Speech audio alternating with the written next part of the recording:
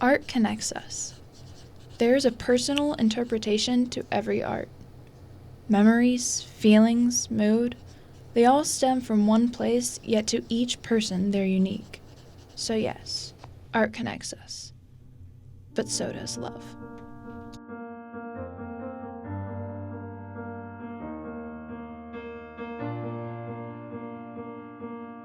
My name's Brian. I'm a trans guy, and I'm pansexual and panromantic. My identifier is lesbian.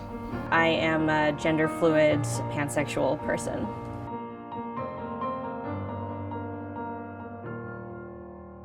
Over the years, everyone kept calling me a tomboy, and I didn't know the term transgender at that point. When I hit my sophomore year in high school, I started saying that I thought I was gender fluid, mostly because I didn't want my mom to be mad at me for not being her daughter. And she'd always, praised me for being her baby girl, the one daughter, the one she always wanted. And so I felt like I was taking that away from her. And then it was my junior year of high school that I finally went and talked to my counselor, and I was just like, I know I've been saying that I'm gender fluid, but I think I'm a boy. There was still that part of me that was concerned because I thought that maybe she wouldn't like me because being trans meant I wasn't her daughter. But when I told her, and I was really nervous when I told her, she was just like, I already accept you as gender fluid, why wouldn't I accept you as trans? I consider myself an eclectic artist. I draw whatever comes to me. I'm not one set way. I'm not abstract. I'm not real life or anything like that. I'm just free.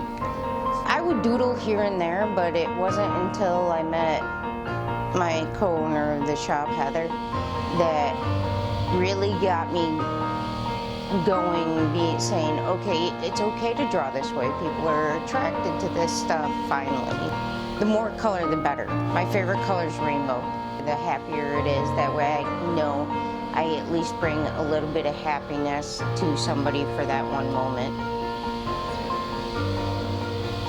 Being down to me is a challenge of saying, I can beat this, I can do this.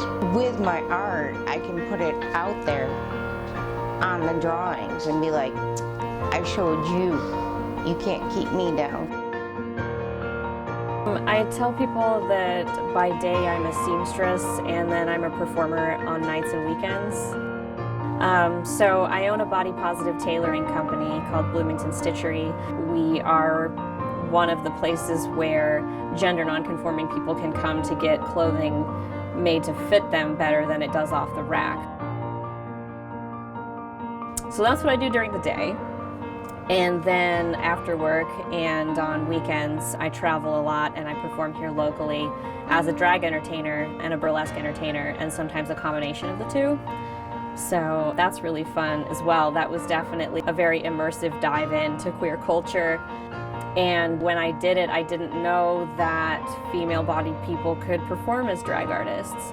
And so I found that really interesting, and at the time I was a belly dancer. So then right after that I started doing burlesque as a male artist instead of a female artist. And I didn't know at the time why exactly. I'm like, why is it so much more fun?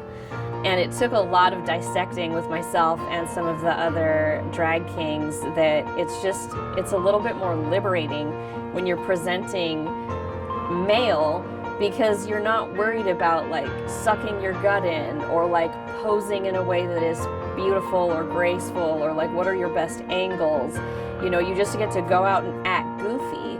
And especially if you're doing anything that somebody would consider like gross or vulgar, because it's acceptable to act that way as a man, but it's so terrible and gross and unattractive if you do something that's vulgar as a woman. It's hard because I feel like I'm constantly questioning myself, is it worth it? Doing drag has definitely helped me astronomically with body positivity and body dysmorphia, gender dysmorphia. Just getting used to what my body actually looks like versus what I thought it might look like or what it was supposed to look like. I definitely have figured out that I am an attractive person, just in a different way than what I thought I was supposed to be. And so that has definitely really helped, now because I can get dressed up in a way that feels comfortable and I can feel like an attractive person. Whereas before I felt like I needed to put on essentially a costume of like female presenting drag so that anyone might consider me good looking, because I thought like, I can do this, I can do it well, and then no one will know that I'm not actually a pretty person. So now that I have figured out that I definitely fall down into the androgynous category, it's definitely been a really liberating experience to get into drag. That I can do that without having to put in an effort, and that I'm still a good-looking person.